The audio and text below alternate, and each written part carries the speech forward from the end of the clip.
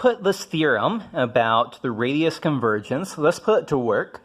Let's look at a particular power series and determine its radius of convergence, its interval of convergence. Okay, so where does the f of x, defined as the sum from n from 0 to infinity of x to the n over 2 to the n, where does this converge? So we want to figure out what values this converges for, and we have many tests from the previous couple of sections to look at. And the one that's going to be most helpful for us, and in most problems of this type, is going to be the ratio test. So here's the ratio test once again. Let's figure out what the ratio test here says about this series and figure out what's going on. So our a sub n, there's going to be a sub n is x to the n over 2 to the n.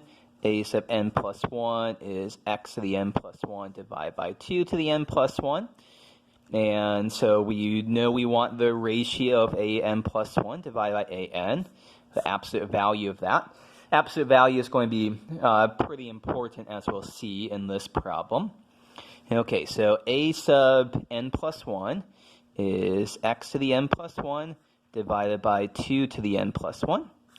And a sub n is x to the n over 2 to the n. Let's rearrange this to make things look like each other together. So x to the n plus 1 divided by x to the n times this 2 to the n flips up, 2 to the n plus 1. So x to the n plus 1 over x to the n is going to be x. And 2 to the n divided by 2 to the n plus 1 is 1/2. And we can pull that 1/2 outside of the absolute value bars to get 1/2 times the absolute value of x.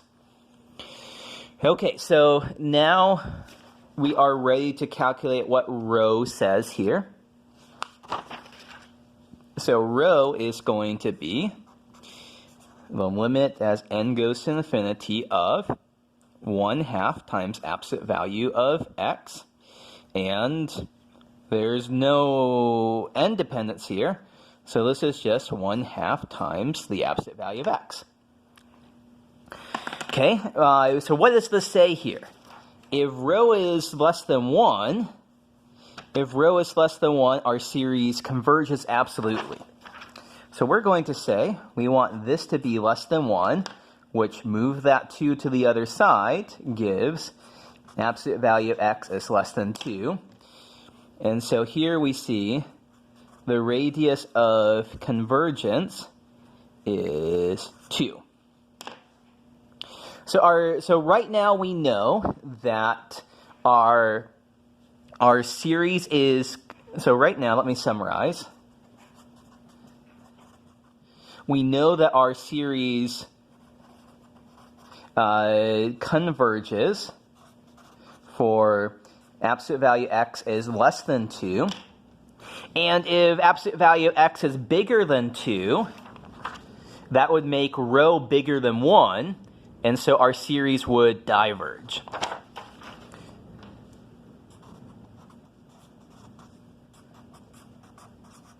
Okay, so we've made a lot of progress, but take a moment to ask yourself, what's missing here? And so the thing that's missing is that we don't know what happens if absolute value of x is equal to 2. That this tells us everything if absolute value of x is less than 2, absolute value of x is greater than 2, but if x is 2 or minus 2, we need to do some more work. So let's go to a new piece of paper. We have to think about what's happening if x is equal to 2. And later we'll do x is equal to minus 2. And so if we plug in now, let's plug in x is equal to 2 in here. So f of 2 is the sum from n from 0 to infinity of 2 to the n divided by 2 to the n. That's just adding up a lot of 1s. That's 1 plus 1 plus 1 plus 1 plus 1 plus 1 plus 1 plus dot dot dot. This diverges.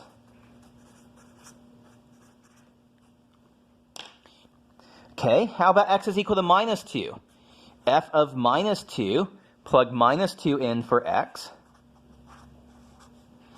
Minus 2 to the n divided by 2 to the n. And this can be rewritten as minus 2 to the n is minus 1 to the n times 2 to the n.